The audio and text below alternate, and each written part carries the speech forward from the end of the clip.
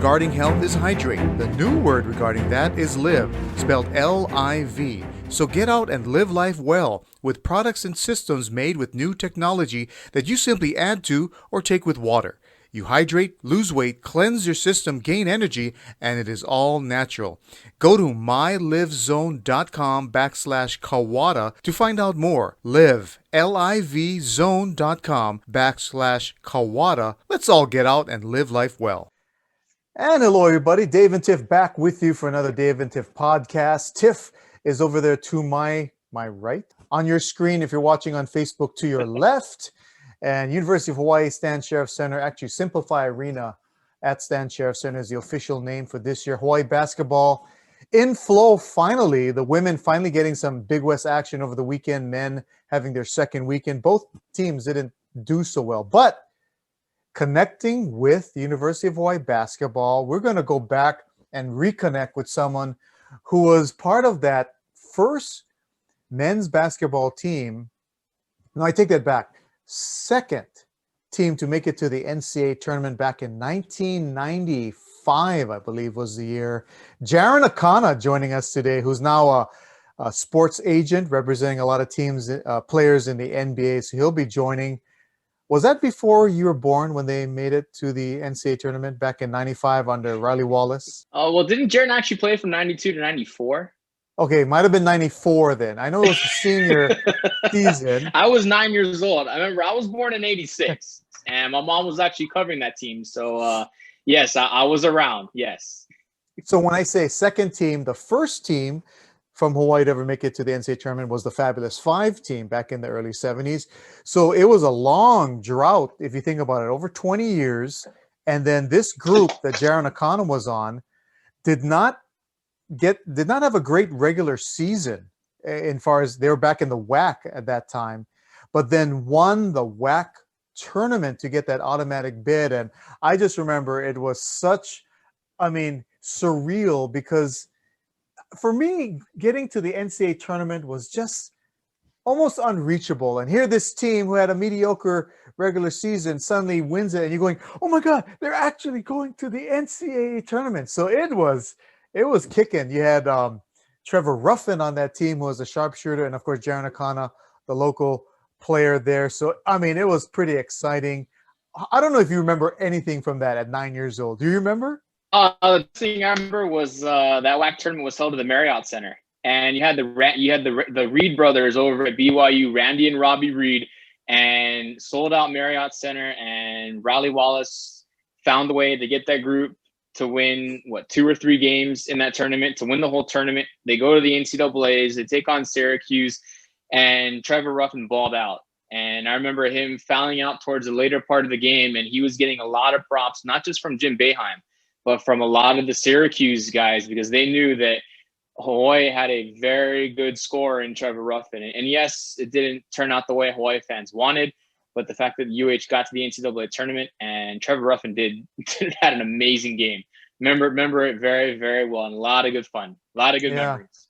Of course, you would remember at the location it was held at, because you can always seem to remember every location that something important has happened. So you're at BYU, whether you're in Smith Fieldhouse for volleyball or Lavelle Edwards Stadium for football, whatever venue it is. Whenever Hawaii goes to BYU, it doesn't necessarily work out very well. So for them to get that basketball tournament victory in Provo against BYU in the final, great memories. Yeah, great memories indeed. So we'll be talking with Jarinn a little bit later in our podcast, but we wanted to get a little bit over this past weekend.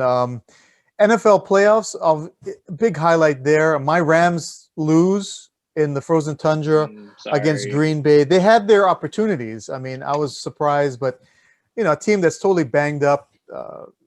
Wolford unable to play because of concussion.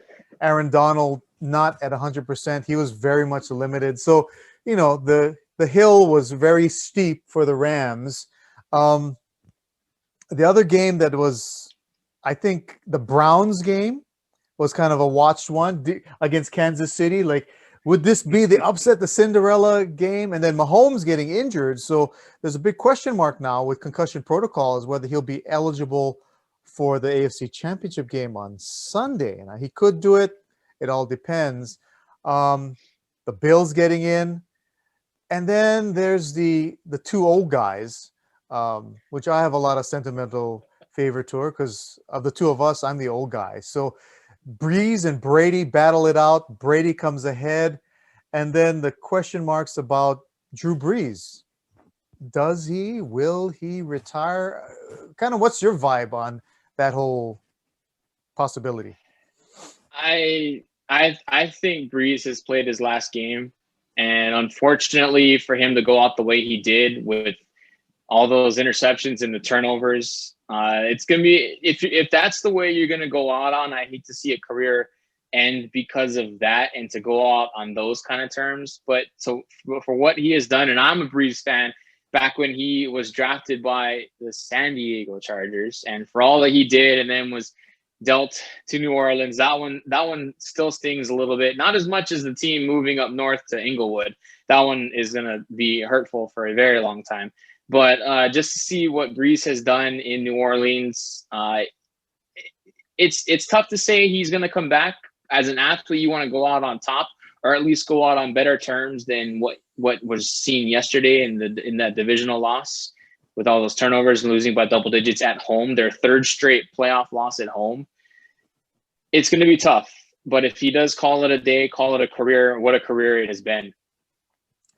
You know, there's a history of, in any sport, and if we just stick with football, where great players hang on a bit too long. One of the elements that always happens is the team that they have majority of their career with, it reaches a point where that team kind of politely or professionally kind of says, okay, the time has come. We think of Brett Favre, even Joe Montana, like after San Francisco, he ended up playing at Kansas City. Tony Dorsett, all of the great ones, they end up playing maybe a final 2 years with another team. They think they can play a couple more seasons. Tom Brady with Tampa Bay, although he's showing he can play well. It's always a wrestling match, I know, with players as to when it's time to hang it up. But, you know, I have a feeling if Brees, he can dictate his terms, but if he chooses to want to come back again, I don't know if the Saints want him to come back. You know, they kind of want to possibly move on, get younger, and then he might end up make having a trade. Maybe Deshaun Watson goes in a trade to New Orleans. Is Taysom Hill your QB of the future? Is Teddy Bridgewater your quarterback of the future? There are a lot of teams that are looking for that quarterback, whether they go in the draft or they look for free agency. And a lot of word is coming around that Deshaun Watson is not going to be playing for the Texans next season. Yeah, that's an interesting point. And I really do. If I've heard some talking heads talk about, you know, Sean Payton, head coach of the Saints, I really do think he is very energetic to want to try a really two-headed quarterback system next season with Bridgewater and Hill. I mean, you saw it kind of during these past couple of seasons with Brees, but when you can have a younger QB as your main guy, like a Bridgewater, throw in the Taysom Hill difference when he comes in and what he brings, and we've seen him also play a majority of games as a starting QB when Brees was injured. I think Sean Payton really wants to try that, expand the offense based on these two guys, and I think that is going to be a critical element. And hopefully maybe Brees, after having a good talk with Sean Payton, maybe says, you know what, I can see the direction that you guys want to go. I may not fit in that. Let's hang it up. But, you know, who knows? So if Brees doesn't come back, NFC South, you got Tampa Bay on top, and then Saints, Falcons, Panthers, or Panthers, Falcons, or whichever way you go. Yeah, I mean, it kind of widens things up a little bit. You know, Brady's coming back. And, you know, you just never know when quarterbacks of that age. Brady has played a very good season this season. But one season to the next, you can see significant drop-off potentially. Now, you can kind of say Brady will continue, so they might be the favorites, especially now they're going to the NFC Championship game. Carolina has improved over the season, so the NFC South will suddenly become this division where everyone is – it might be kind of a little up in the air. No real dominant team, although there'd be a favored team, but no team they're going to say, that's the one that's going to win it. So that'll make it all that much more interesting, I think. Final thing before we get to our guest, we're recording this podcast on Martin Luther King Day. Just a thought here on where do you think sports and athletes kind of play in a role in terms of the overall societal issues that we have? Social injustices, obviously, that Martin Luther King Day brings about, but even general politics or anything of that nature. Where does sports and its athletes, do they play a major role, do you think? I think they do. And I think the narrative of telling athletes to just shut up and dribble or shut up and do whatever is what your sport is referring to, or what connotates the sport you play. I think that narrative is long gone. I think especially what the NBA did especially with the Celtics and the Bucks during the bubble, the fact that they chose to walk off the court and talk about social justice and social reform in their respective locker rooms. Now, should the Bucks have told the Celtics, "Hey, this is what we're going to do. We're not going to come on the court. We don't want to leave you guys hang up to dry on the court," that's a whole different situation, a different storyline. But I think for what these athletes and their platform they have, whichever sport either is in season or even the ones that are out of season, they have a very big platform. And I also remember that, especially during last March, when the U.S. first knew about COVID, a lot of U.S. citizens and a lot of sports fans didn't realize how serious it was. They didn't take it as big of a deal until Rudy Gobert tested positive. Mm-hmm. And I think that moment when that happened, a lot of people were like, whoa, okay, this is serious. The NBA is shutting down. And then you saw the domino effect of all the other sports. Yes, that's a lot different than social justice, social reform. But I think for the platform and the avenues that a lot of these athletes have, TV, social media, their platform is huge. And a lot of people listen to what they have to say. Indeed. I think the point you brought up about the pandemic, the domino effect after the NBA shutdown, to me, told me a lot that influence of sports is quite big in the overall scheme of things. Award-winning Hawaii sports writer Cindy Lewis shares her love of volleyball and other sports topics with her new website, cindylewis.com. After nearly 40 years of covering the top events in Hawaii, Cindy brings her reporting flair and insight to the digital format for all to enjoy. Get the very latest information on University of Hawaii volleyball for all teams, women, men, and beach, from one of the most respected journalists in the state. Go to cindylewis.com and you will be connected. Well, we're glad to have someone who is really a part of Hawaii sports history joining us here on the Dave&Tiff Sports Podcast. We were talking earlier, now that it's basketball season, college basketball season, we think about that team under RIley Wallace back in the mid-90s that made it to the NCAA Tournament for only the second time in program history. And one of the players who was on that team is joining us right now. Jarinn Akana, all the way from looks like sunny Southern California. We're recording on a rainy, stormy day in Honolulu. Jarinn, thanks for joining us. Somebody got to bring the sunshine. So I'm glad we have it here in LA today. Oh my goodness. How an ironic twist. Was that, okay, I believe was that 1994, your senior year, when you guys made it to the NCAA tournament? That was actually, yes, 93, 94 season. And what a great introduction, Dave. I mean, I kind of forgot about those days, but yeah, I did play basketball once upon a time. And, now that I look back and you mentioned it, an interesting fact about that season. So we went in November, we went up in 93 to the Great Alaska Shootout. And that was one of the biggest tournaments in college basketball at the time. And we went there. Our first game was against Portland, the Pilots. And we lost by 30 points or 40 points. Terrible. Ice cold in Alaska. We played our second game against North Carolina State and got the brakes beat off of us too. I mean, we were bad. And we lost by 30 or 40 there. And our third game in a tournament was against Tim Duncan when he was a freshman, Oh, and it was Wake Forest, ooh. and we got beat up over there too. And so we're 0-3. We played 2 ACC teams, and now we got to travel from Alaska to North Carolina to Chapel Hill to play North Carolina. I And they're the remember. defending national champs. Yep. And so, you know, everybody in Hawaii is like, oh my goodness, this is going to turn out to, this is bad. Yeah. Going to be 0-4, averaging 40 points, you know, loss per game. So we go to North Carolina. You know, Coach Wallace just basically said, guys, you can't play any worse. All the buckets you missed in Alaska, we got to make them up here in North Carolina. And it was funny because, you know, for me, it was my senior year. And, you know, I got some pride. You know, I don't want to go out and just get beat up by North Carolina, even though that's what's supposed to happen. And we end up playing North Carolina, and it was their ring ceremony. So they all got their national championship rings from the season before. Yeah. And we go out and we have the best game that we played so far in that young season.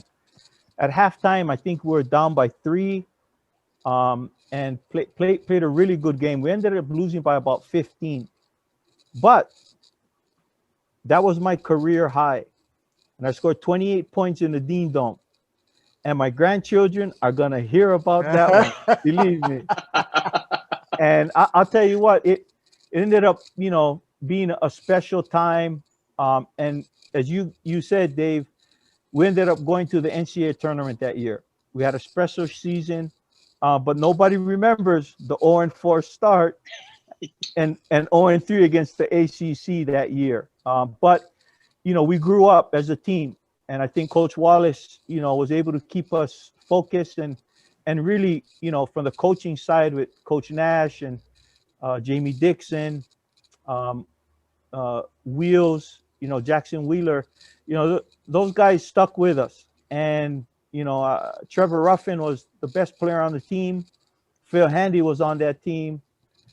Tony Maroney, John Mollet, and, you know, my 50th state backcourt buddy, Khalil McGee, was on that team. So good memories. And, you know, sorry for taking so long of an introduction, but Dave, you set it up with the intro.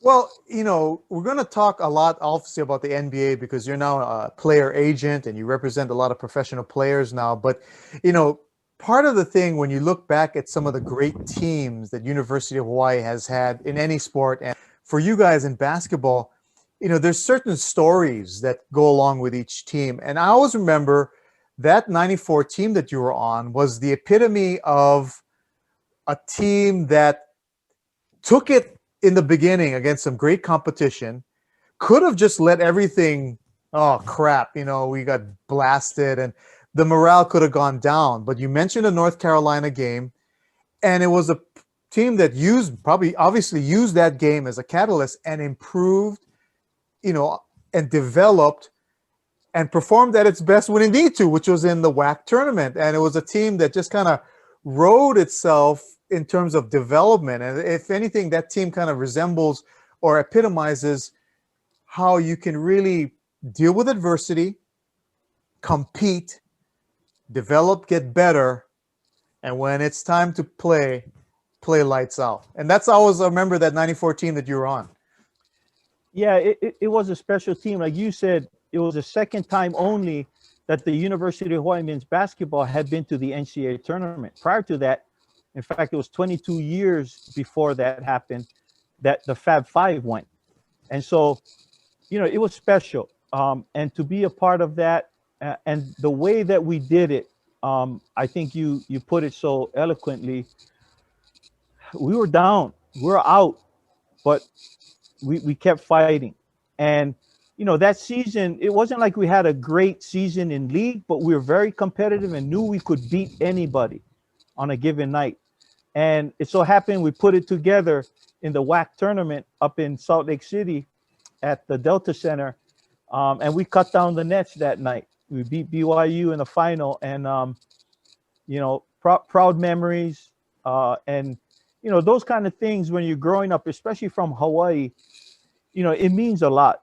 Coming from the island of Molokai, if you would have told me that I would have been the state player of the year in 1988 in high school, if you had told me that I would have been on the second team at the University of Hawaii men's basketball that went to the NCAA tournament, you'd have told me that I would have, coached in the NBA or represented players in the NBA. I would have told you smoking something. There's no way. I come from the east side of Molokai, which Kilohana was the elementary school, and those are the days. But that's how it starts. You start somewhere. You got to start somewhere. But how you finish, I think, like you mentioned, is more important than how you start. And so, the grind keeps going, but this is where we're at.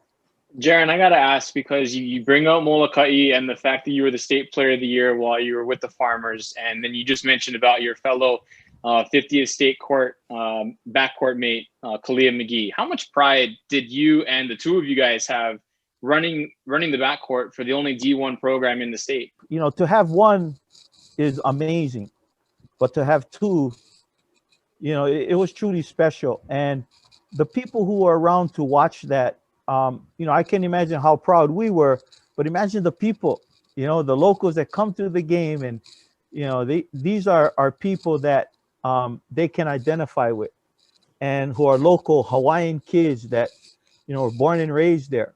And for me, I can tell you, at the time you don't really realize it, but I remember Jim Leahy used to call us the 50th state backcourt. And to me, man, that meant a lot. And just to hear that, moniker, that kind of catchy phrase that Jim used to use, it was special, and it's still special to me today. And I know Kalia is a couple years younger than I am. So, he was kind of like a little brother, but Kalia was tough, man. Kalia played tough basketball. He was really solid, soft-spoken. But, for him to kind of come in and have the career that he had, at the time when, the local kids weren't really, if you played at the University of Hawaii, you're part of the team, but to be in a significant role, to make a difference in a game, that was it. Not many people have the chance to say that they can play in two different facilities, or actually three different facilities in their collegiate career. The fact that you played in Clum, you played in Blaisdell, and then you got to see you can play in this facility behind me for a season. To go from Clum to Blaisdell to the Stanton Sheriff Center after playing in a basketball facility at your high school that's called the Barn. What did you take away from that? I'll tell you what, the Barn is actually better than Clum, to tell you the truth. And that's on the island of Molokai. The gym, the Barn on Molokai, was actually really nice. The floor was good. The baskets were okay. Were better than some of the teams on Maui. And so, it coming from the Barn, Clum gym, Clum was so hot, man. I tell you what, it was an oven playing in Clum. And then to the Blaisdell and the Stan Sheriff, it's amazing how, as the level goes up, things get bigger, things get better, and the microscope gets smaller, on top of you. And so you play in front of bigger crowds, in front of more, fans. And I think, I fed off of it. I enjoyed it. And it was great to be able to play in those different environments. And, when I was coaching in the NBA, all the big arenas, I mean, that's a whole new different story.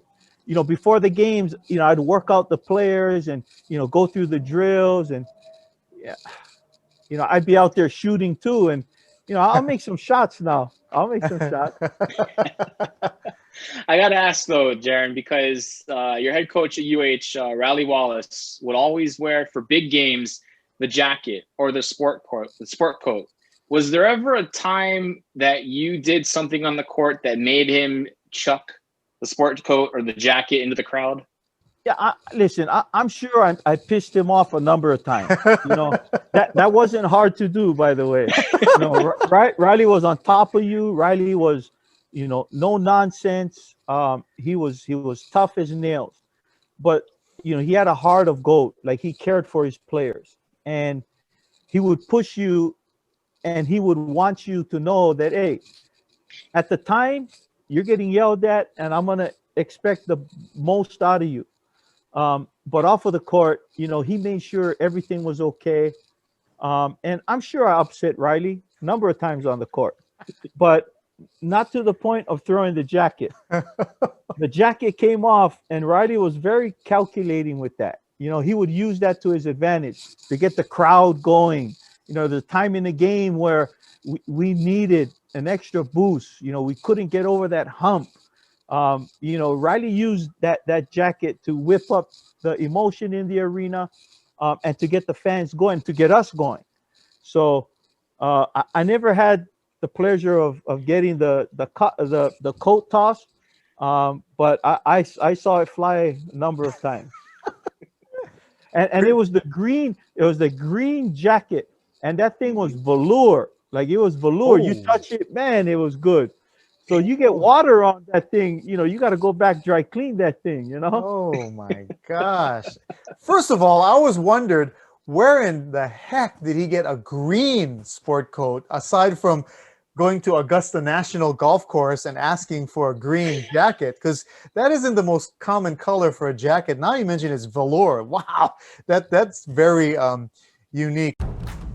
Over 30 years of experience of covering Hawaii sports and telling stories can be found with BedrockSportsHawaii.com. Hawaii sports writer Nick Abramo shares his passion for insight, news, and opinions, along with stories and tales in what he calls the inexhaustible universe of athletics. Football, surfing, hockey, yes, hockey, and wrestling are some of the featured content you will find on BedrockSportsHawaii.com. We're talking with Jarinn Akana, former University of Hawaii basketball player. But let's get into what you're doing now. You're currently a sports agent, and you have your own firm. But before we get into that, you know, give us what is the job description of what you do, the sports agent. I think we all know that you represent players for contracts and endorsements, but is there anything else in and around that industry that maybe people just don't know about? You know, before I get into the representation side and, you know, what I currently do, you know, just to kind of set that part up, Dave, I coached in the NBA for 10 years, and I was with 3 different organizations. I was with the Dallas Mavericks for 2 years. I was in Denver with the Nuggets for 6 years. And then I was in Milwaukee for 2. And so, you know, being in the industry on the coaching side, and, you know, being a basketball guy myself, you know, there came a time when I had a little family. And my oldest was, I think, 5 years old. And we were leaving Milwaukee, and my son tells me, "Dad, where are we going?" And I said, "Well, we got to leave." You know, like, I got my friends and my school. I cannot leave. And, you know, it kind of, it broke my heart, guys. It really did. And I had noticed in the coaching part of basketball, it's tough. I mean, the demand on your time, your schedule, meetings, being with the team, traveling, playing games, it's nonstop. You don't get to see your family. That's just the reality of pro sports and being, you know, on the coaching side. And I was looking for something to do where I could stay close to the game and still help the players and have a you know, make a difference in the lives of some of the players that I come in contact with. And so a friend of mine who was big time agent in the NBA, Dan Fagan, he actually passed away a few years ago, a couple years now. But he told me, "Jarinn, why don't you come work with me?" Now you got to understand, being an agent and a basketball coach, it's like opposite, like polar opposite. The basketball coaches don't like the agents because the agents are trying to tell the coaches what to do. And a lot of agents don't know what they're saying. So the coach is like, why am I going to sit and talk to this agent? He don't know what he's talking about. He's just trying to help his player, be good, which is true. So at the beginning it was hard. And, I had a lot to learn. But finally, when I went like head first, I just went into it and started doing my job and representing the players. Everyone, the relationships I had prior on the basketball side actually helped me a lot today, and have helped me become the type of agent that I am, and a different agent than normal. When I was coaching, I would do the pre-draft workouts for the prospects that came in for the draft. So I tailor the workout to what the head coach wanted to see and what the front office wanted to see. So I would, make up the workouts. I would study up on the players coming in and put together a workout that could best serve our franchise to get to see what this guy can do and can't do. And so that gave me a lot of insight onto how the teams do it. And so now, being an agent, I can help my guys coming into the draft, the prospects, kind of prepare and be ready to go for those kind of workouts. You mentioned something that people might not know about the industry. I learned one very important thing from Dan Fagan when I first got into the business. And it was, the draft is only the beginning, and the first step. You don't know how many guys come into the draft, get drafted, whether it's in the top 10, the first round, the second round, wherever it may be. That's only the beginning. Guys think they've already made it once they get drafted. And the truth is, that's one night in your whole career. And if you think you made it and you don't work as hard, probably not going to be in the league for a long time. And over 50% of the top or first round picks, 50% of them are out of the league before their second contract. Like that's how crazy this business is. And the NBA, it's not to make it, it's to learn how to stick and be able to, have a career that you can make a lot of money, because your window of opportunity of making money is very small. The average NBA player plays 3 years, 3 seasons.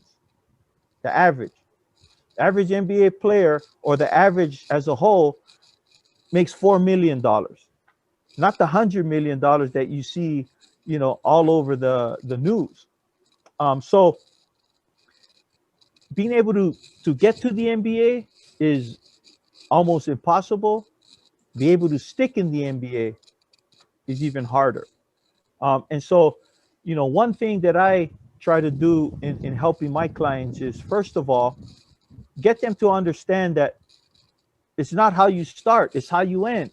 And you have to continue to push the envelope. And, if you play 10 years in the NBA, you got to keep that window open of making money. Because in 10 years, you go into the draft at 22, 23, 24 years old. In 10 years, you're 34. Now what do? I mean, you still got 50, 60 years to live. And so you got to be able to make that money and maximize your earning potential during those years that you're in the league, so that you don't have to worry for the rest of your life. Lastly, Jarinn, I got to ask, if I'm going to Molokai and I got a craving for some hot bread, what's the flavor of choice? I like them all. And now I can't eat it like, when I was younger. I mean, I'm sure you guys know that you can't just eat as much as you want like before. Oh, yep. So, No. So I tell you what, cinnamon butter, cream cheese, and blueberry, strawberry, or the works with everything inside. I love it all. I grew up on that stuff. And the guy the owner of Kanemitsu Bakery, George Kanemitsu, very good friend. And that bakery is a legacy on Molokai. Tell us a little about you. You've branched out on your own now. You got your own company. Tell us a little bit about that. Yeah. So, like I mentioned, my partner and mentor passed away a few years ago, and so just kind of left everything, out there, and it was time for me to kind of step up and do this. And so I've been fortunate to continue on the legacy that he had built, and to continue to work in the business. It's a small boutique firm. Throughout the years, I've worked in big companies, in medium-sized companies, and now kind of bringing it down. I just think you're able to do a lot more for your client when you have a little boutique firm, and you have more interaction with your client. You're able to spend more time when you have less clients, and really do a better job, I think. And it's all about being able to have that relationship with someone. Be able to talk to them, and not just give them advice of what to do on the court, but in life. I think those are important things that you got to do to help a lot of these young guys, or players who play in the NBA. So yeah, I mean, for me, smaller is better right now. Could it change? Maybe, but this is where I'm at. Last thing I just wanted to throw at you is that, the NBA now has really, it's a one and, well, the college players that are coming into the NBA draft, the top ones are all one and done guys. And he talked about, as an agent, or for you really like to work with them really closely, help them with life issues, prepare them for not just the draft, but moving forward. I got to think it must be a little bit more challenging because these guys are now coming in 19 years old, so they're even younger than the days when you were playing college ball, where they're coming into the draft at least 21, 22. Is that level of age maturity level that you're seeing now a little bit more challenging as an agent to try and get them, but also work with them? Yeah, I tell you what, Dave, that's a really good question, because things change. Things change. I mean, 10 years ago, the game of basketball was much different. Now the game is kind of moved to a smaller, quicker lineup, and the big guys are kind of like dinosaurs now, and so the game has changed, and so has the landscape for these young guys now coming in. They're a lot younger, and so being able, I think, for the young guys to adjust into a new lifestyle, that takes. It's not easy. I mean, Dave, if I gave you $10 million tomorrow and said, I need you to go and get on the court and score 20 points a game, I mean, that's the reality of it. So, and it continues to get younger, where the one and dones are, we see that every day. And now, it depends on what college you go to. Like, that becomes an important part of where you get drafted, if you do get drafted in the top 5 picks. And so, these are all factors that come into play. The one thing I will still reiterate is the draft happens one night only. It's what you do from there that's going to enable you to really, set your legacy. And so for me, that's what I tell them. I say, guys, listen, yeah, we got to work for the draft. We got to do good in the draft so that we can move on. But don't think you've made it yet, because that is not the case, and there's a lot more road ahead. And so I think that's very important, and I try to get my clients to understand that, so that they can make a lot of money and I can make a lot of money. Right. Hey, Jarinn, it was so great to not only reminisce a little bit, but also catch up with you in sunny Southern California. Thanks so much for taking some time with us. Appreciate it. You got it. Tiff and Dave, thank you guys so much. Look forward to doing it again. All righty. Thank you, Take Jarinn. care. Aloha.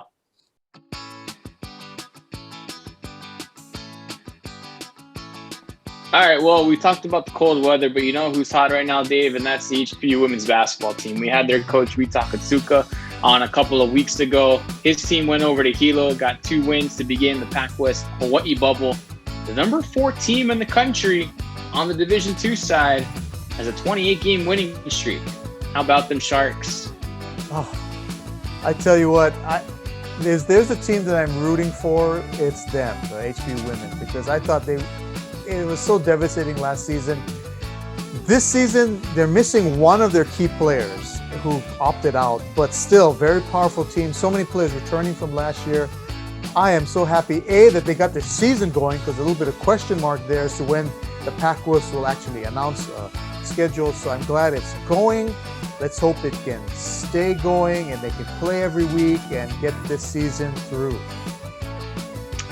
Exactly, and we're going to move over to volleyball now. This came last week. This is a former UH men's volleyball All-American. He's been an assistant coach over at UC Irvine for the last 16 years. This is a name that you might know, Dave. Mark Presho retired as the assistant coach for UC Irvine this past week, of course, here at Hawaii. Played between 1990 and 93. He's still second all-time in career kills for UH, second team All-American in 93. On the volleyball scene, he will be missed.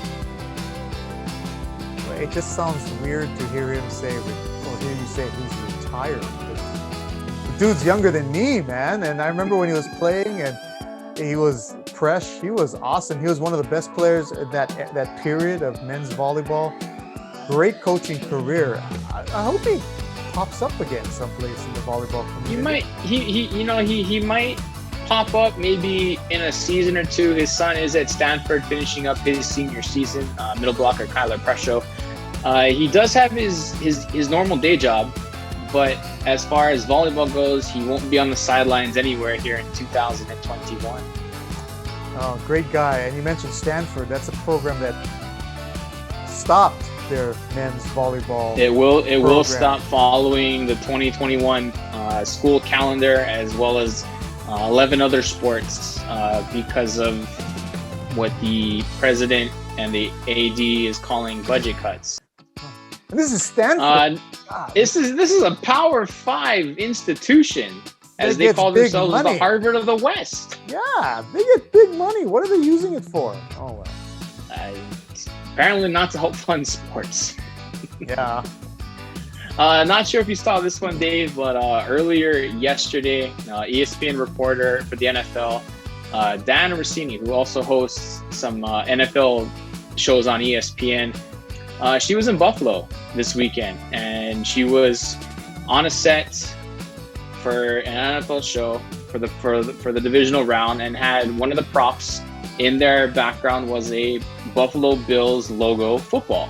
And so she's getting ready to go to the airport, and she hops into a Starbucks, sees a nurse, decides, I'm going to pay it forward. I'm going to give her this Buffalo Bills logoed football. Well, little does Diana know that this nurse that she gave the football to has a son who just so happens to love the Buffalo Bills. And the nurse said, my son's going to love it. Well, let's go to the city of Buffalo, which hasn't had a successful Buffalo Bills team in a very long time, since the 90s, when Jim Kelly was taking those Bills teams to 4 consecutive Super Bowls. So it's been a long time for them. Again, this is another great story, isn't it? About the element of the pandemic. You see a nurse, and they're the heroes of this whole situation, the healthcare providers. And to do something of that kind of generosity, it seems kind of small at first, right? Hey, it's a football with the team's logo on it. But kids, the impact, even the gesture, that's the part where it's just a magnitude that really, it goes really deep.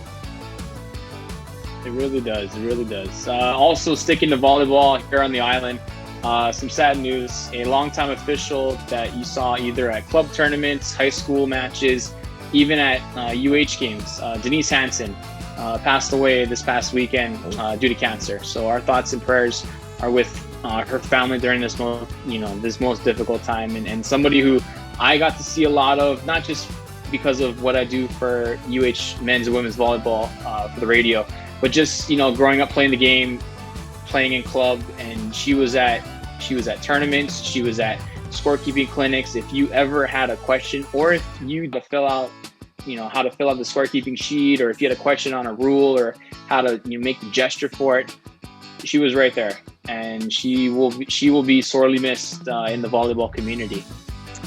I believe, I don't know if she was still, but at one time she was the head of the officials for the OIA, I believe. And that was my first encounter. Believe it or not, Tiff, I actually took one day and I wanted a course to become a certified volleyball official. So I actually went, and Denise Hansen was conducting the class, and just the nicest lady, very welcoming. I had no experience, obviously, in doing this aside from your youth leagues and blowing the whistle, saying, you know, so I had a lot to learn, but, you know, I didn't complete it because I didn't have the time commitment available. But yeah, I mean, very well respected, extremely just gracious woman. And, you know, those kind of, that personality exuded even on the court when she's working. You know, she was never one of those rigid officials. She seemed always very approachable. And I, like you, covering a game, I did have to ask a few things, and very nice about explaining and not saying, oh, you don't know that. Very nice. Definitely. She will be missed. Didn't know if you saw this video pop up last night after the Buccaneers Saints game, but after teams had met in their respective locker rooms, Drew Brees, Tom Brady had a moment on the field, and the kids of Drew Brees came on the field, and Drew's daughter doing cartwheels towards the end zone, and then one of his sons tosses a ball to, as he calls him, Uncle Tom, and he starts throwing fade passes in the end zone. How cool is that for a youngster to be catching passes in the end zone from arguably one of the GOATs? That kid, I did see the video, and I first thought of, okay, when your dad is a future Hall of Fame, you know, football player, this is the environment you're around, right? You get a chance to, oh, let's go play around in the Superdome. Let's hang out with dad in the locker room. You hear about Peyton Manning, right? When his dad, Archie, they would go to the field, go to practices, and they knew these guys, and it was like, that's kind of how they're raised. So I'm thinking when Drew Brees' son, and I'm wondering if that's the same boy that when he won the Super Bowl, he carried and he had the earphone. He was a small kid at that time, and that was back in 2009, so time has passed. But that son won't appreciate that little interaction with Tom Brady until he's like our age, or even your age, definitely my age, you know, where, holy cow, I just thought of him, hey, throw me a ball, Uncle Tom. But the impact and the influence and that moment will be something Drew Brees' son is going to tell his kids and tell his grandkids about. What, hey, guess, you know that guy in the Hall of Fame? He tuned me past, you know? Definitely. And finally, something that's been mentioned about the Big West, although not officially mentioned by the Big West. We're recording this on Monday, as you said earlier, on Martin Luther King Day. Expect an announcement sometime Tuesday. The Big West Conference is going to announce that spring sports for 2021 will be a go.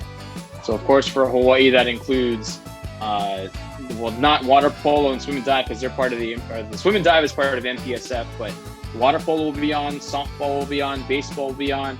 And, of course, I'm excited because that means hashtag WarriorBall21, the number 2 team in the country, will get a chance to hopefully defend their Big West Conference tournament title and get a shot to play in the national championships.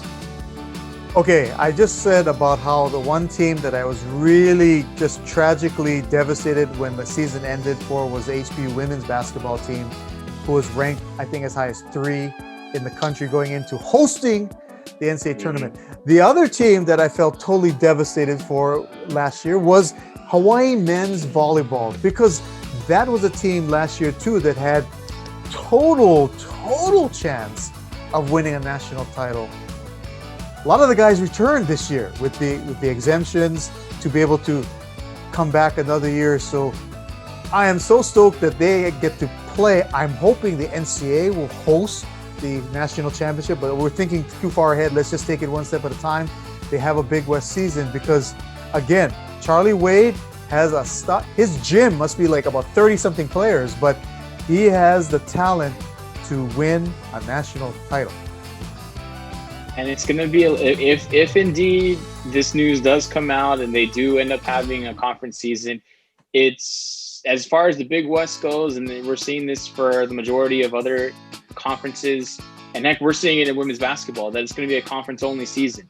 So that's going to put a lot more importance on conference play. Now, for men's volleyball, for those that don't know, of course, normally you play 2-match series, but because you're not having a non-conference, you're going to play the same team 3 times. 2 will count as conference match, and then the 3rd will count as a non-conference match. But when you look at the Big West, of course, Hawaii number 2, Long Beach at 3, or Long Beach at 4, Santa Barbara at 3, Irvine at 7, UC San Diego at 6.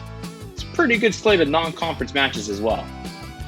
Yeah, I don't think Hawaii has to worry about their level of play or whatever they want to do for if you have to get an at-large bid in the NCAA tournament, because many of the top teams are in the Big West. So congratulations. Especially, and also don't forget, if there probably won't be fans for the season, but the Big West Conference did announce, in conjunction with the Hawaii Tourism Authority, 2021 and 2022 men's volleyball tournaments will be held at Simplify Arena by Bank of Hawaii at the Stan Sheriff Center.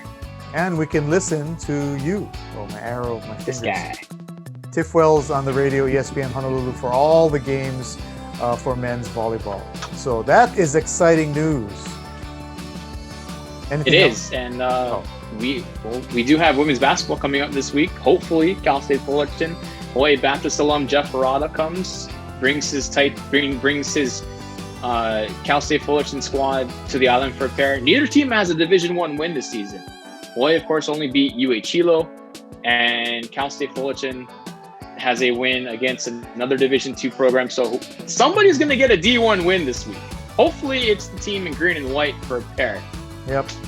And you can listen for that game to us, the two of us, on ESPN Honolulu for all the home matches for women's volleyball. You got me thinking about women's basketball for University of Hawaii. But men's volleyball will be playing. Baseball for Hawaii will be playing. So that's all good. There's something to look forward to coming in the spring. Hey, we want to thank our guests also for our podcast today. Jarinn Akana from live from Southern California. Got to reminisce with him and talk story. Hope to do it again. We can talk college basketball and NBA with him as his role as an agent, former NBA coach. He's got it all. Great podcast we had today. Thanks everyone for tuning in. Again, if you got Facebook, our Dave&Tiff podcast page, go to there to see also previous episodes that we've had throughout the season 1. Now we're going into season 2. So for that, I want to say thank you again for tuning in. And our final message, as always, Stay safe, wear that mask. All right, take it easy, everybody.